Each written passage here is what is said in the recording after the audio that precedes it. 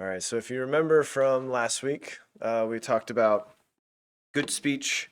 Now we'll talk about bad speech. So when talk turns malicious. We'll start off with the principles up front that we'll kind of run through as we go through this study. The tongue has great power for evil or for good. And what's floating behind this as well is what the verse alert is talking about, where whatever's in the heart will eventually come out. So a lot of times it comes out in speech. It might come out in a look on your face, the evil eye, right? Yeah, I can hold it. But yeah, it will. Yeah, it will come out somehow. It could be an action, could be speech, could be just facial expressions. So whatever's in the heart will come out. So last week we talked about if there's goodness in your heart, then that goodness will come out. But if there's evil in your heart, then that evil will come out. The words that you use are a choice. That's a very strong principle.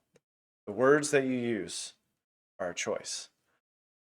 Sometimes it might not feel like it's a choice, but you can choose what words you're going to use, whether to build up or to destroy. God detests lies. That's pretty standard in the whole of the Bible. But we will talk about that next week. He does detest lies. But we'll look at some examples. Let's think about. Wisdom favors the long term over the short term.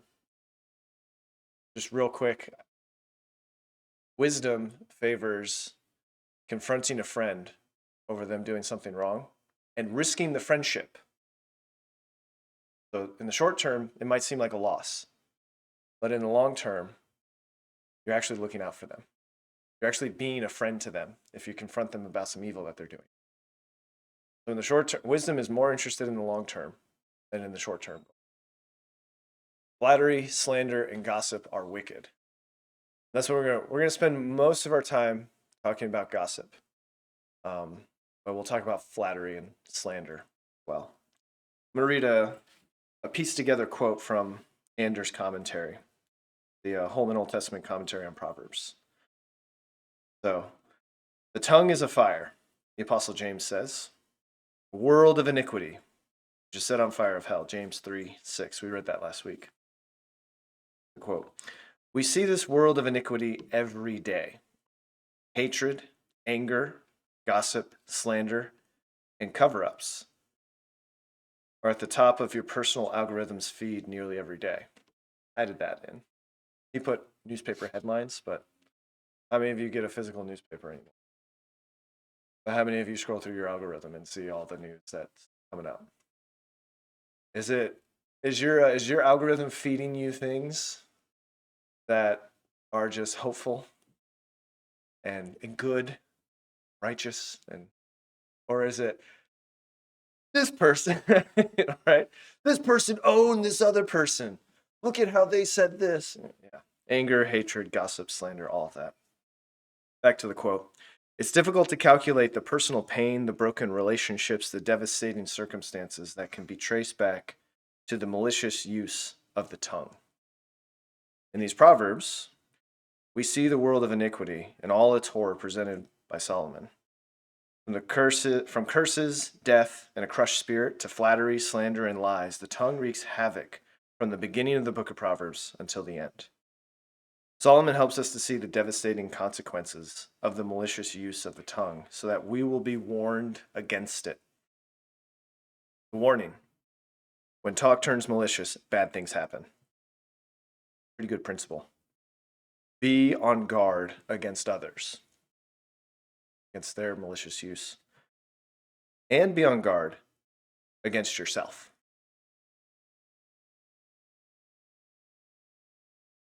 What we say makes a lasting impact. It can produce great good, but can also hurt others deeply. Don't flatter or trust a flatterer. Never attack someone's reputation. Never lie.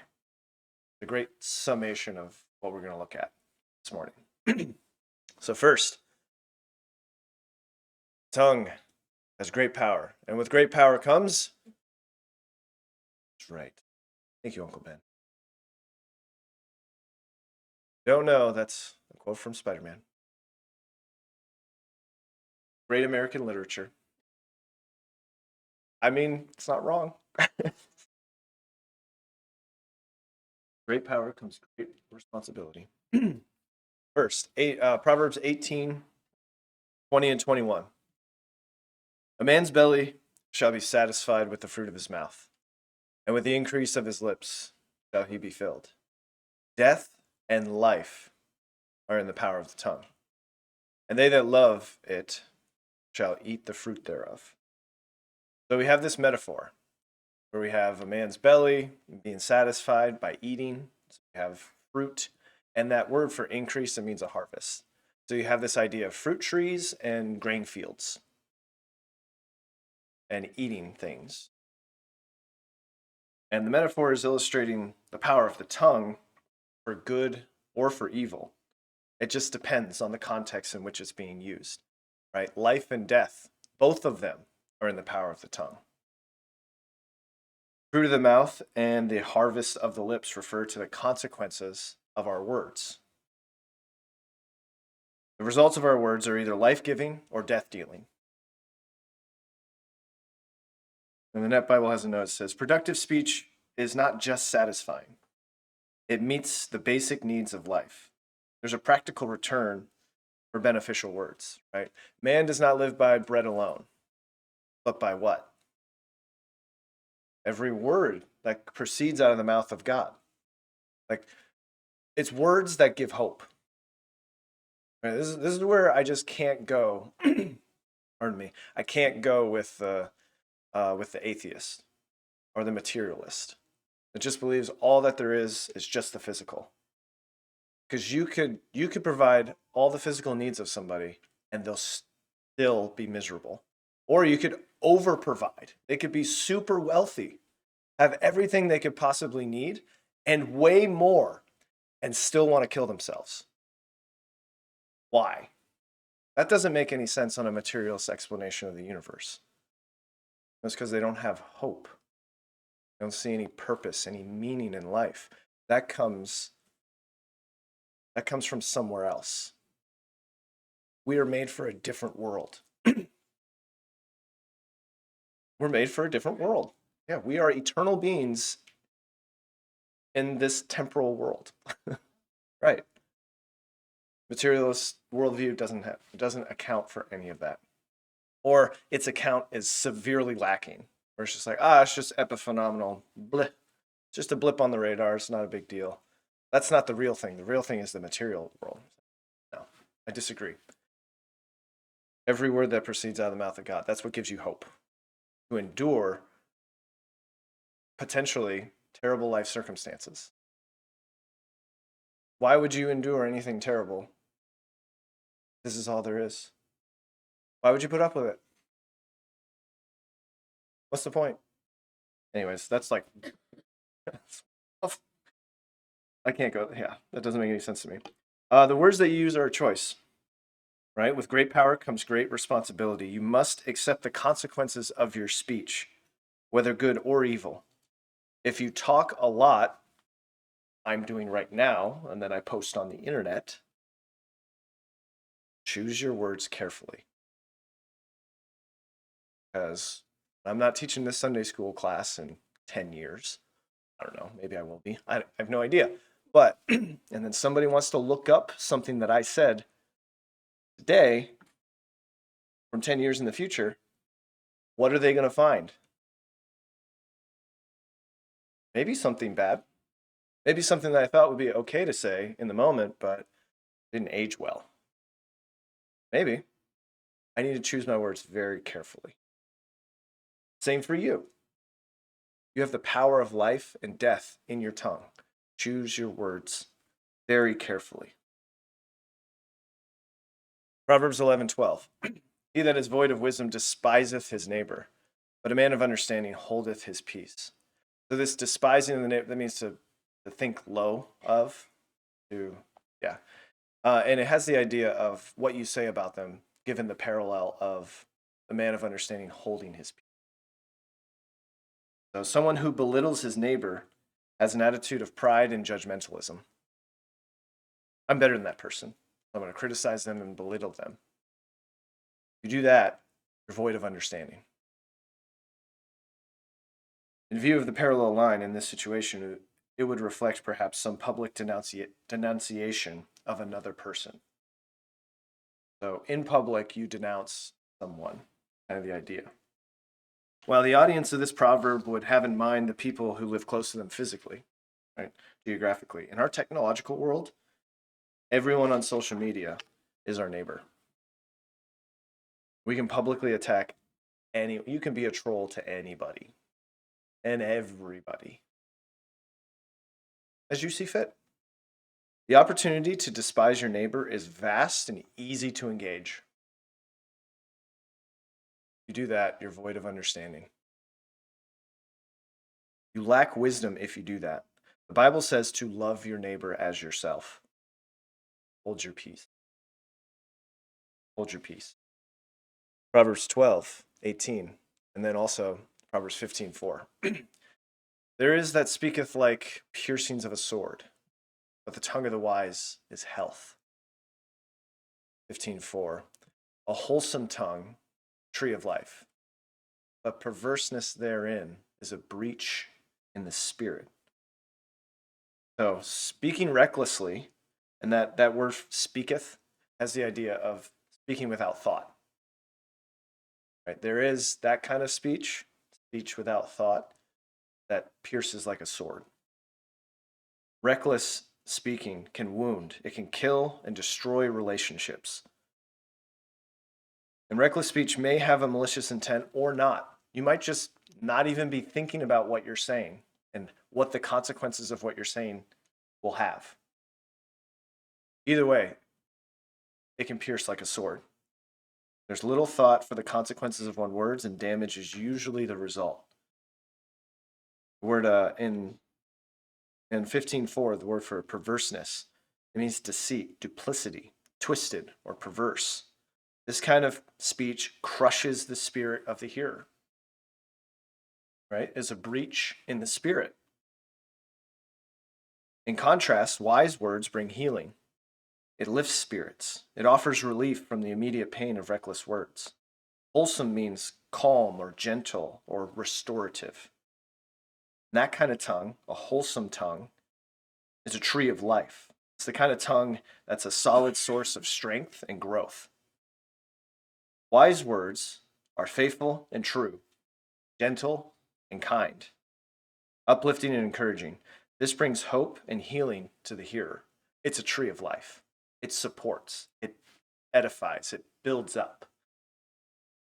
But reckless speech does the opposite. So you have this reckless and perverse speech versus a tongue of the wise is health and a tree of life.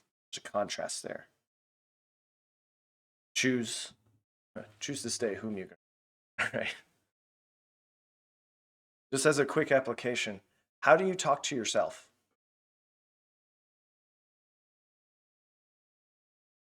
You should never listen to yourself.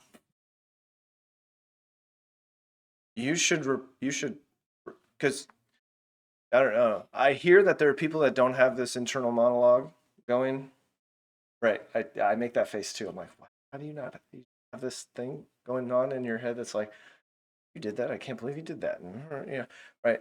Or like thinking about what you're doing. Yeah. Like, what, world? Anyways, so I guess some people don't have that. But your heart is deceitfully wicked and like, or desperately wicked, and who can know it? If that's what you're listening to, telling you the truth, did you listen to your heart? No, what should you replace it with? Truth. That's right. You should speak God's truth to that voice in the back of your head that's reminding you of all those terrible things. That's a tree of life.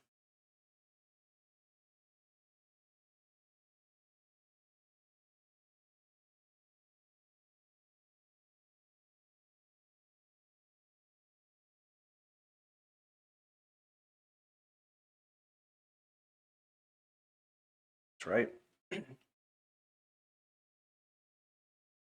Got a lot to talk. Proverbs 16:27. An ungodly man diggeth up evil, and in his lips there is as a burning fire. So again, a burning fire. Where have we heard that? In the New Testament. Oh, well. Sure. I guess in the New Testament, I'm referring to James chapter 3, verse 6. Real quick. And the tongue is a fire, a world of iniquity. So is the tongue among our members, that it defileth the whole body and setteth on fire the course of nature, and it is set on fire of hell. So a wicked scoundrel, an ungodly man, diggeth up evil.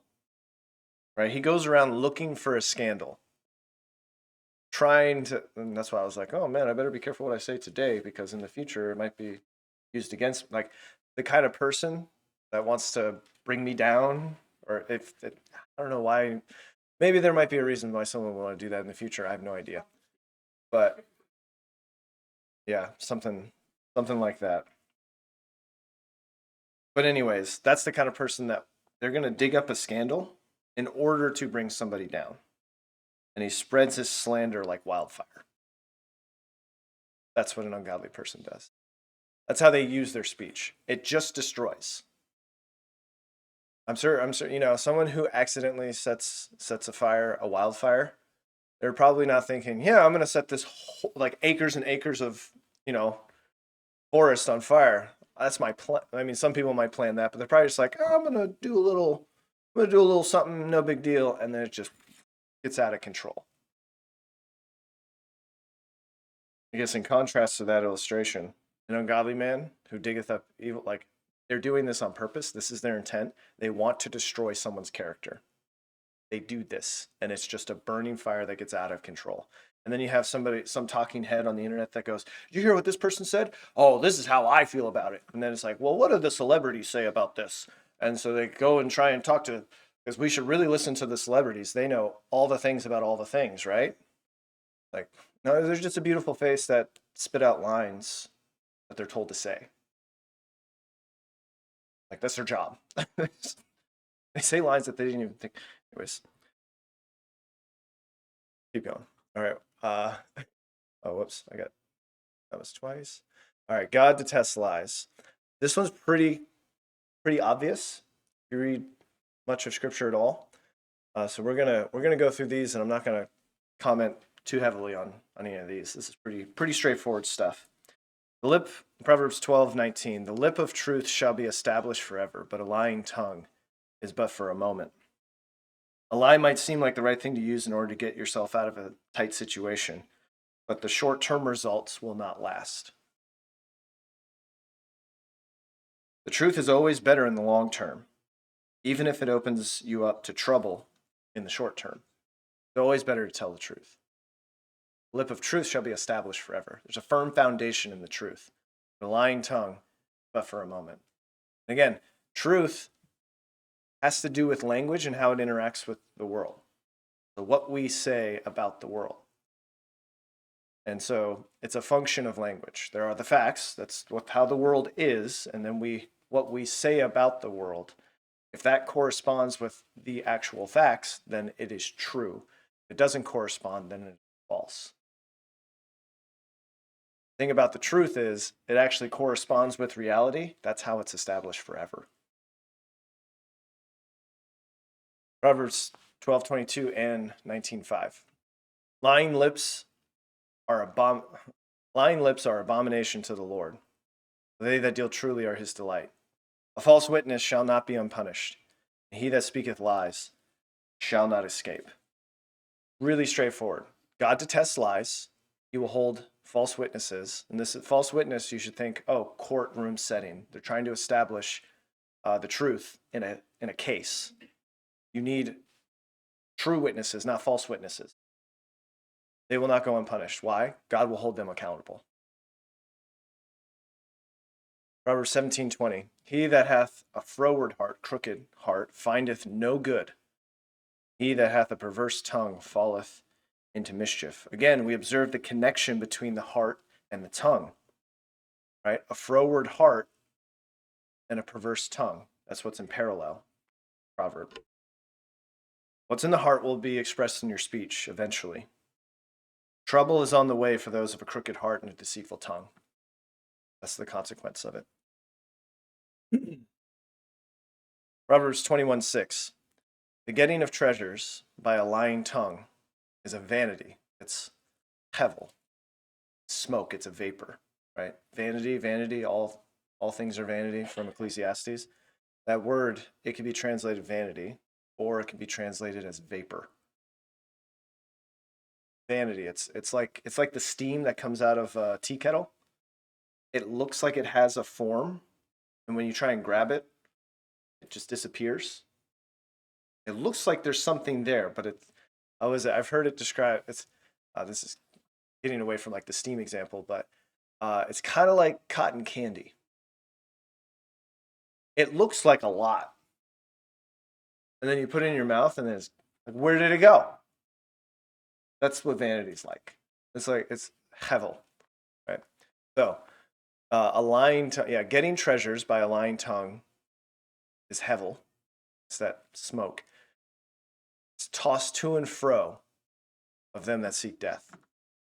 So the smoke, right? It can go whichever way the wind blows, and then that's what it's like to get rich quick, or to try and get rich by using lies. That's what that's like. Making a fortune through lies will vanish into thin air. That's what it's getting at. Dishonesty ultimately leads to death. I know that was very quick, but we gotta get to flattery, slander, gossip. All very wicked things. We got 3 and 1. All kind of mash up together. So Proverbs 26:28, 28:23, and 29:5. A lying tongue hateth those that are afflicted by it, and a flattering mouth worketh ruin. He that rebuketh a man afterwards shall find more favor than he that flattereth with the tongue. And a man that flattereth his neighbor spreadeth a net for his feet. So we're talking about flattery in this one. You can't trust a person who flatters you with compliments that go beyond the truth. So not all compliments are flattery, right? Flattery is when someone just like issues such praise that it goes beyond what's actually like the reality of the situation. They're just trying to puff you up, right? Because they're spreading a net for your feet. They're trying to hide it. You don't see the net. Oh, you're the best. You're the best. Oh, you can't make any mistakes. Okay. Anyways, it's merely a smokescreen for deceit. So, Net Bible notes on Proverbs 26:28. Subject matter of this proverb is deceptive speech, right? A lying tongue hateth those that are afflicted by it, and flattering mouth worketh ruin. What this means is that, what is said is actually false, right? Likewise, a smooth mouth means that what is said is smooth and flattering. So, but both are lies. Both are deception. So there's just the lying tongue. That's pretty clear. But a flattering mouth is also a lie. It doesn't correspond with reality. But what's at the core is hate for the other. It could be direct slander in the first case, the lying tongue. It could be direct slander, lying attacks on someone's character. Or it could be flattery, which is in the latter part of the verse.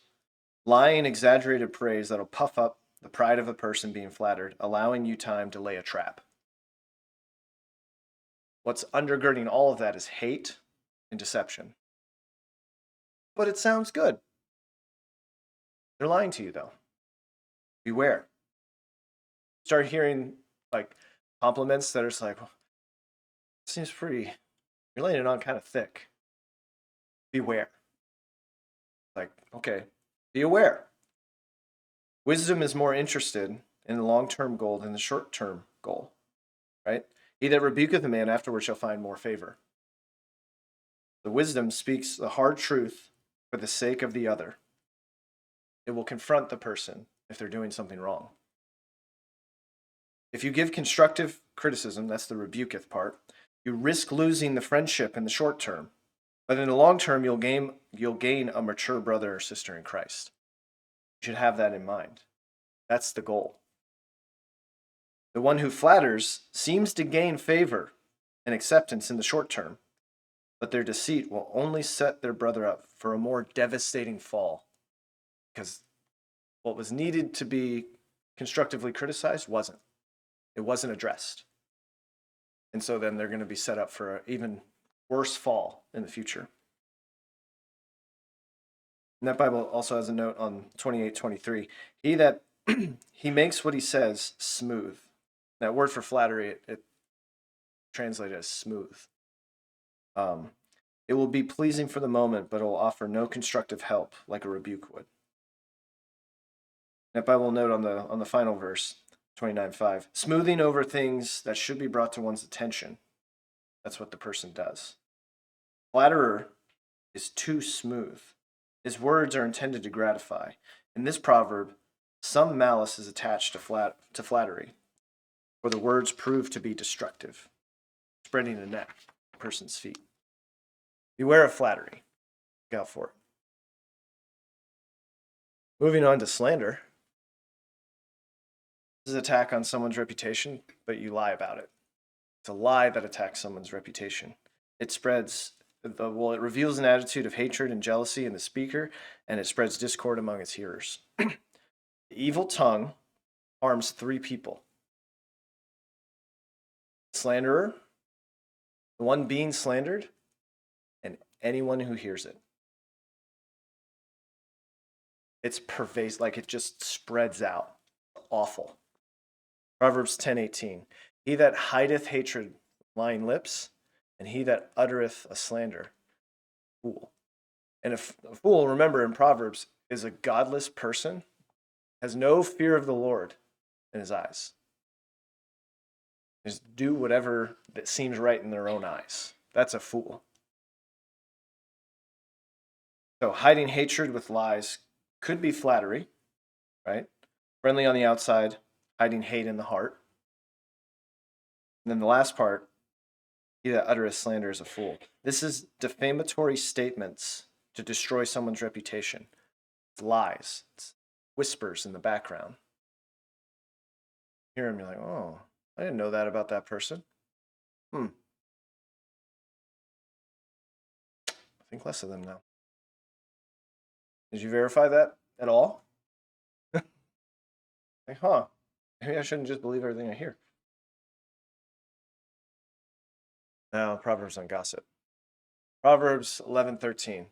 The talebearer revealeth secrets, but he that is of a faithful spirit concealeth the matter. Proverbs 20:19. He that goeth about as a talebearer revealeth secrets. Therefore meddle not with him that flattereth with his lips. Notice, talebearer, so someone who gossips, they reveal secrets. Well, I'm just telling the truth. You might not know this about this. You think that person's so great. You don't know him like I know him. Reveal secrets. Talebearer is a gossip that tells others information that's not theirs to share. An oversharing of harmful information. And the idea is, I'm going to harm them by sharing this information that they wouldn't want shared with everybody. The opposite of gossip is faithfulness and truth, trust and belief. 1 Corinthians, oh wait, no, never mind. We'll look at that in the next one. A faithful spirit, in that Bible note, has this. The phrase describes an inner nature of the person as faithful and trustworthy. The individual will not rush out to tell whatever information he has heard, but will conceal it. That's Proverbs 11:13, right?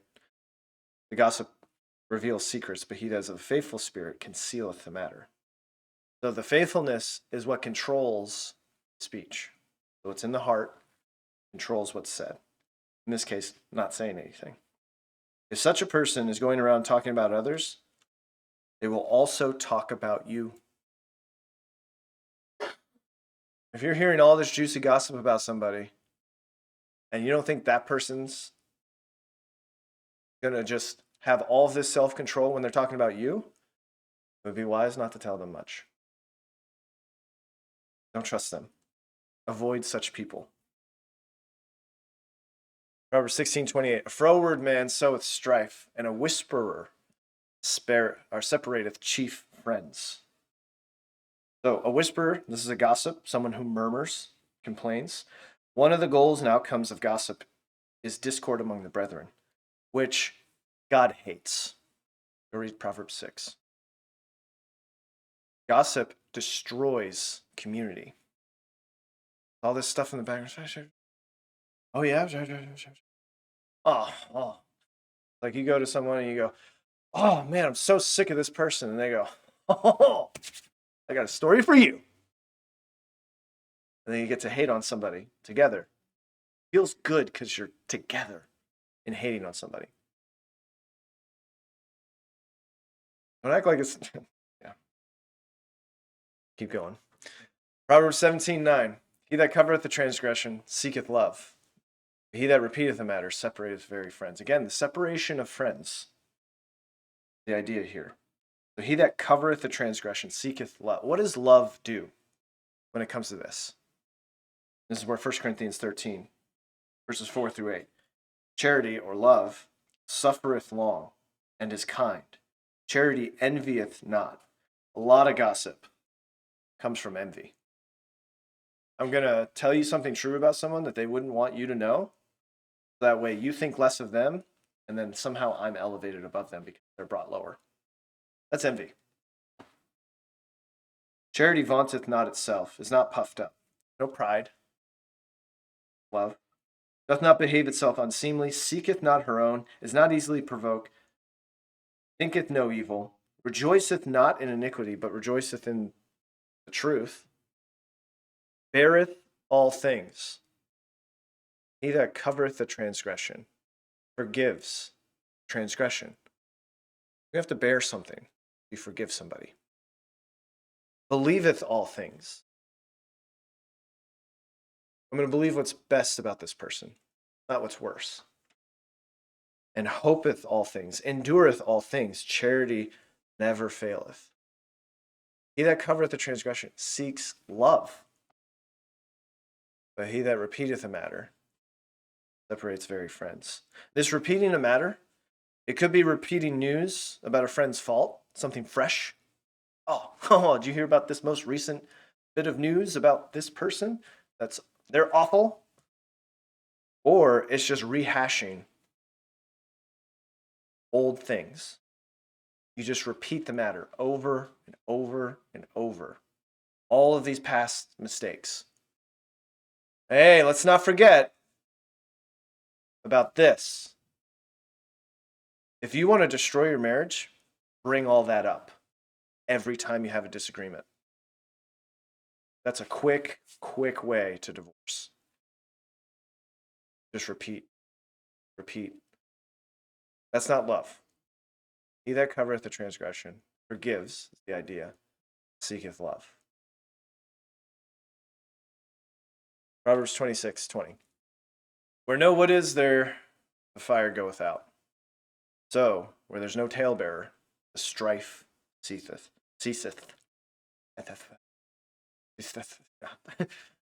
Never mind.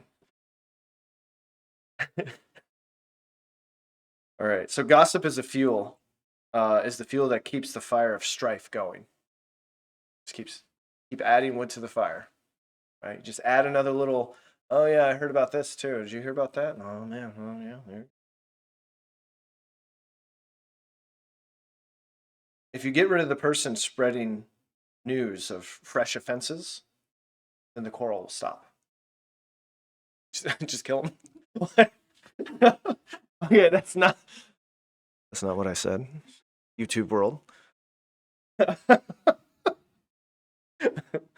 Oh man. In the heart and the mouth, yeah. Yeah, well, yeah. Deacon of the church, what are you trying to say here? Jokes. Okay. Get rid of, so like remove Maybe not be friends with them anymore. Maybe not have them as a close confidant anymore. This, perhaps choose your friends more wisely. That could be the application, not murder. All right. Deceit. Deceit. Deceit. I love you. Deceit is at the heart of slander and flattery. So, slander. What is slander? There's 4 parts to it. We're going to define slander, flattery, and then gossip. There's 4 parts to it. All need to be present. Well, the third one is present or not present, but here you go. First, it's speaking negatively, right? Speaking negatively about somebody else, using blatant falsehoods, whether they're present or not, with the intent of tearing them down. That's slander. And the key part here is using falsehoods. You're speaking negatively about that person, using falsehoods to tear them down. You're just lying about them to other people. They could be present to defend themselves or not. You might, maybe they said something and then you use what they said, but you use a slightly different interpretation, or you frame it in a different way that puts them in a more negative light. Like that's not what they meant by what they said. Well, they used this word, and I'm going to use it in this way to make them sound even worse. I'm trying to tear them down. I'm going to reframe the whole conversation in order to tear them down. That's slander, lies. So speaking negatively, using falsehoods, they can be present or not to defend themselves with the intent to tear down. This is going to be the underlying theme, the intent to tear down. The 4 parts of flattery.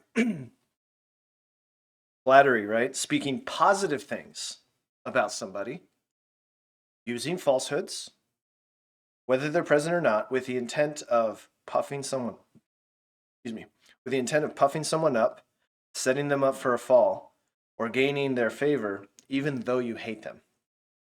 That's flattery. It's wicked. It's just like, it's going way beyond the truth of praising them, right? You see this with, well, maybe not. Just think of any story where there's a king and they have like this wicked servant who's just like whispering things, and it's like, how did this person get next to the king? You just flatter. The king always does everything right. Right? Oh, king, you're so wise. Oh, you're so great. Oh, just like flattery all the time. It's like just so I can basically get more than crumbs from his table.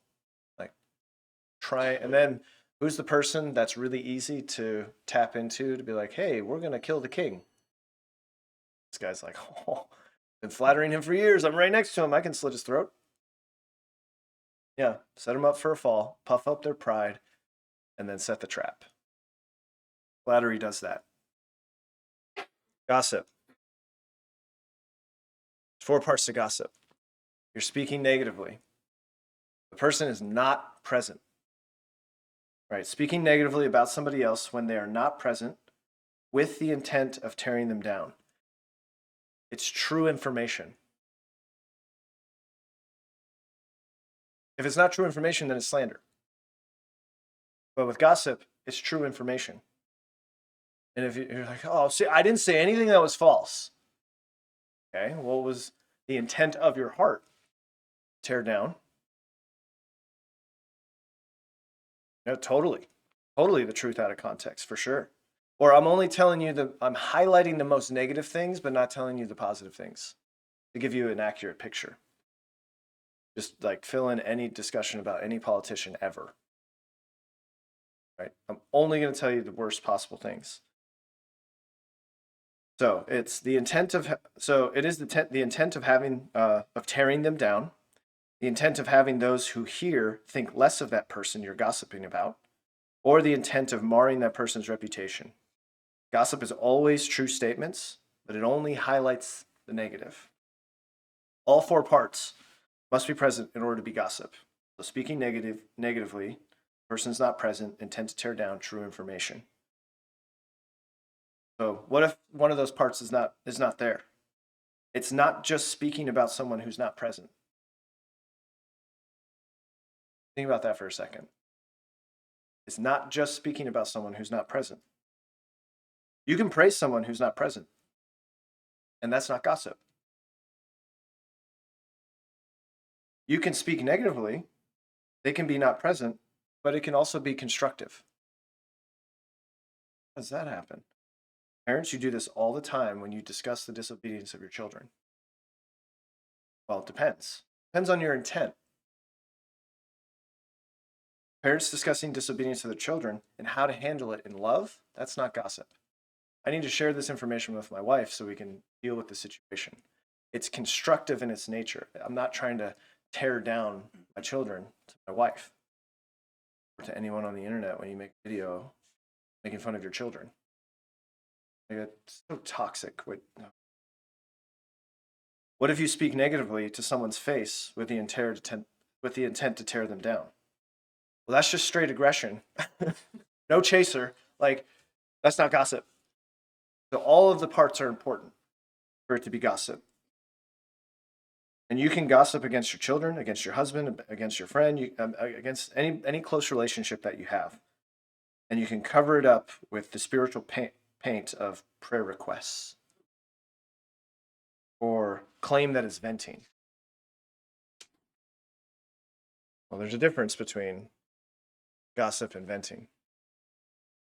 Gossip is just an everyday betrayal of trust. But venting is talking to the right people who can actually help me with the situation about the right thing to accomplish the right end. Notice the intent behind it is a good thing. You're trying to get help within a situation, and it's the right person. So if you have, let's say you're at work and you have a problem with a coworker, you have a gripe against them. Is the right person to talk to someone underneath you or lateral to you? No, gripes go up the chain. Gripes go up the chain. That's the right person who can help you, is your supervisor. You're talking about the right thing. So the intent is like, look, this happened. And with the goal in mind of, hey, I don't want this to happen again. This needs to be addressed. That could be venting. What if it's like you're having serious, it's just like, oh man, this is just trouble with your husband. Who should you talk to? Other wives, of course, who have less life experience of being a wife. For sure. They know, right? A therapist would be someone, that's right, a pastor, exactly. Talk to the right person who can actually help about the right thing with the goal in mind. If the goal in mind is just to word vomit all of your frustrations, that can be helpful, but if it's just to tear down, then that's not helpful. It stops being venting when you start recruiting people to be on your side of the dispute and when you start influencing people to hate someone else. That's when it's no longer venting. Gossip. That was the second bell, wasn't it? Okay, well. All right, from the lesser to the greater. Imagine someone let you borrow something very valuable to you. Let's say they let you borrow their car. They trust you with their car. And then you let somebody else borrow it from you. Would you go, wow, that's ridiculous, isn't it? Well, from the lesser to the greater, if someone trusts you with personal information and then you go and give that away to other people, how is that better and not worse? This is super clear when it's a valuable possession, but when it's this little bit of information about somebody, personal information, well, maybe you should know about this. Like, no. In a similar way, that's what we do when we share someone else's story, someone else's information, someone else's wounds, things that they're ashamed of. That's gossip. If sharing a car that's not your own is offensive, how much more offensive is it to share a friend's confidential information? We have a positive bias towards ourselves and a negative bias towards others. We think that everything that we do, there's good circumstantial evidence for why we did it. But if somebody else does something and they wrong me, that's because they're a bad person. Really, let's use the same standard. All right, lastly, You should assume good intention for the person who offended you and go to the source if you have a problem with them. That's how you deal with gossip. You go to the source, right? Matthew 18. So, tongue has great power for evil or good. Words you use are a choice. These are principles. God detests lies. The application would be don't lie. Wisdom favors the long term over the short term. So have a goal in mind, long-term goal. Flattery, slander, and gossip are wicked. Here are the applications. Examine your heart by examining your speech patterns. Choose your words wisely. Stand up against gossip. If someone's gossiping to you, ask if you can join them in confronting the offender with their grievances. Or it's like they start just laying stuff out. It's like start writing it down. Like, well, what are you doing? I'm just making sure I got everything right so you can sign the bottom and I can hand this to the person. Like, well, I don't want them to know. It's like, well, then why are you telling them? Like, what are you doing here?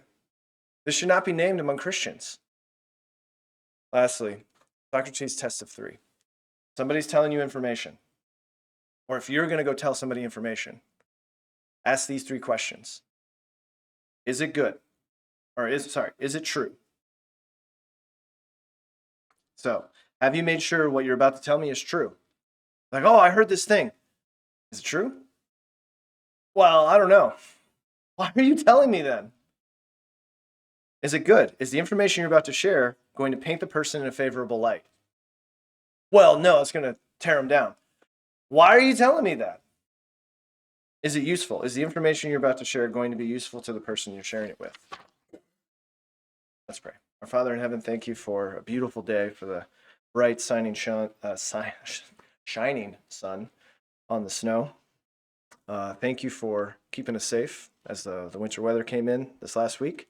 And I thank you for bringing us here to learn from your word. I pray it's been an encouragement and a challenge and a warning. Lord, help us to never have slander, gossip, flattery coming out of our mouths. Lord, help us to praise you and worship you in a way that you see fit. Thank you for your love and your grace. In Jesus' name, amen.